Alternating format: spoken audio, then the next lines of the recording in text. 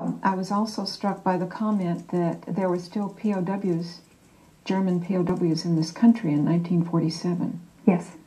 Can you tell me a little more about that? There were 383,000 German soldiers who were interned as POWs here in the United States during World War II. Wow. And it took 18 months to repatriate them all. They all went back through England and then back to Europe eventually. But it took 18 months to completely move them back to Europe. I think it's odd that I don't remember reading that in the history books. It's one of those things that it's almost still too new to be history. World War II has become quite a historical topic over the past 4 or 5 years. But until then, it was almost too recent to be of interest. Isn't that something? Isn't that odd? It is.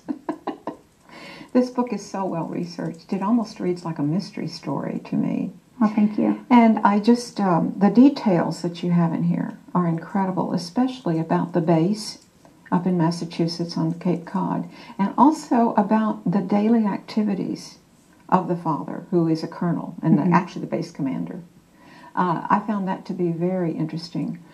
Did you learn this from your father? Did you learn it by being with him? Did you learn it through research? How did you figure this out? I learned part of it being with him, part of the time. He was a colonel. I did a lot of research, too, through the different archives and reading. And then I interviewed a lot of people. I talked to probably 200 World War II veterans, and then I probably talked to 20 or 30 people who are retired military, who either were contemporaries of my father or other people who had served, and did get a good feel for man-days programs and duty rosters and what their days were made up of. And where the motor pool was. That's right. Did your father leave a diary or a log book or something like that that you could look at? There were bits and pieces. He did not leave as complete a one as I came across. Other people did. Other people journaled their days very completely. And we had people who were very generous about sharing with their parents who had been colonels or generals or captains. People would often lend me their family's materials, so I got to do a lot of studying about how many different ways there are to do roles in the Air Force. Yes, yes. A friend of mine often cautioned, she often cautions me, I should say, don't judge yesterday with today's information. Yes. It seems like your whole book is about that, about not judging the past in the present. I especially liked what you wrote about going home, and I mean, I could have said the same words, some of them, and I wondered if you could read that passage for me. It's on page 155. I think it's the last yellow tag. They say you cannot go back again, not home, not really. And that's true. You cannot undo time gone by. We are a sum total of our experiences at any clock strike in our life. Hindsight's lucidity is a danger in that it distills and clarifies the happenings of then into the results of now. In recalling, it is easy to forget what you did not know then, at the time you made the choices that you have come to question later. And there is the peril that no matter how many words you speak, or the length of the silences when you don't, it is impossible to bring someone else to a full understanding of your own memory, both what you remember and what you don't. You can only show what is and try to create what once was for your listeners. Did you kind of write this as an anti-war book?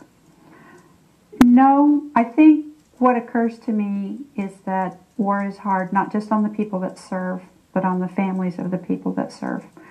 And that war, people pay a terrible price, the citizens in a country, families of people that serve.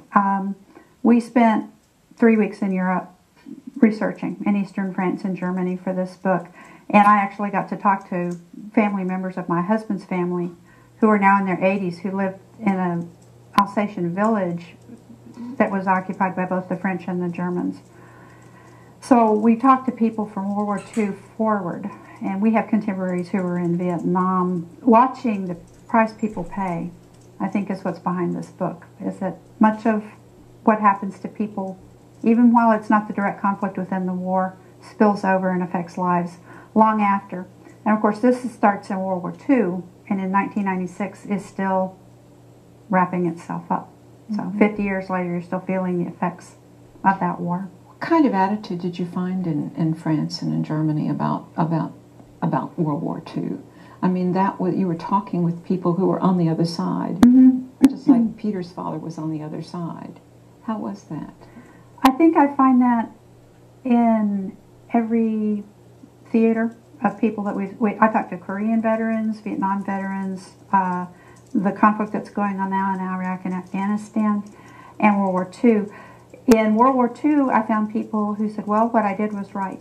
I served my country. And I actually talked to people. And then, of course, the French were of three minds. You participated with the Germans. You did French resistance, or maybe you just did both ways and put up with whatever you had to survive. But I think that there are people, even today, do not have a problem with what they did. They served their country. Other people came to regret greatly what they had done. And I think that's true, though, of any conflict. I've known people in any war. I know a man who will not hunt anymore because he said, and he was in Vietnam, he said, I will not kill anymore.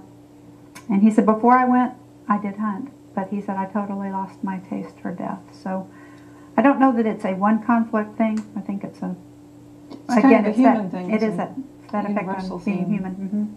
Yeah, exactly. Yeah. But we really did talk to people who they were serving their country, but then what they were personally doing was so distasteful it did 30 and 40 and 50 years later truly make them deeply regretful. And I would like to think, and I've said this before, I would like to think that if I had been in Germany and the concentration camps were going on and I knew about it, I would like to think I would have not allowed that to go on. But I don't know, because so many people evidently did. It was a different time. There again, I can't judge the past by today, because I have freedom of choice and security. Yes. Yeah, I'm allowed to speak what I think. And I don't know. Maybe it was so awful that just didn't really happen. My mother has told me that she became a pacifist during World War II. And she said she determined even then that if there was another war and her sons were going to be involved, she would give them the money to move to Canada. I was surprised. My mom is 87. So I was just really surprised at this comment. The conviction that's still there. Yes, absolutely, the conviction. I do think that some of the things I've been told so many years later are some of the most vivid memories some of these people had. Having interviewed people in their 70s and 80s, they still talk about these years in World War II as some of the most remembered of their lives, most deeply felt of their lives. I guess it's the adrenaline and the sense of conviction. And you talk to somebody who, when they're 19, is liberating prison camps, walking across Europe from the hills of West Virginia, walking across Europe and being one of the first people in to the different prison camps. That was somebody I got to talk to.